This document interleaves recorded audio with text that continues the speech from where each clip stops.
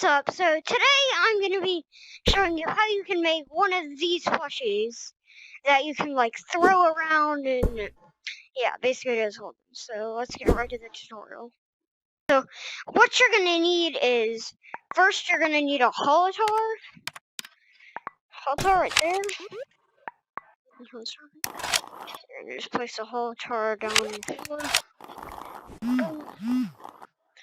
And then now you're going to need a variable chip. I'm going to place that right there, so you guys can see it. And then you're gonna need a clamp. Place that right there. And then you're gonna need finally a basketball.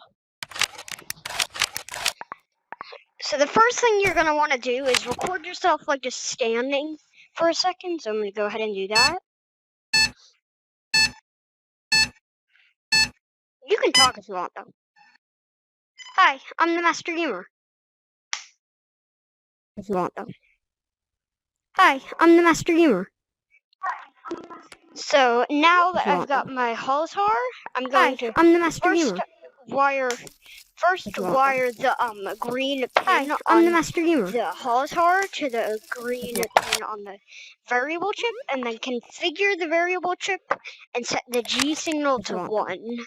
Now it will play infinitely. And now, second, you're gonna want to wire the holotar to the top part of I'm the Master Gamer. And then now you're going to make I'm the Master Gamer. Basketball small. You're going to after you make the basketball small, you're gonna move it so it's like inside. I'm the Master Gamer. So now that it's inside, you make sure you move it inside I'm the Master of your Gamer. body.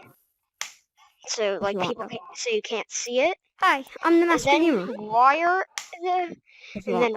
the basketball to the bottom part of it. And now if you've got it all wired up, then finally you can configure the holotar and make it hide and turn on hide.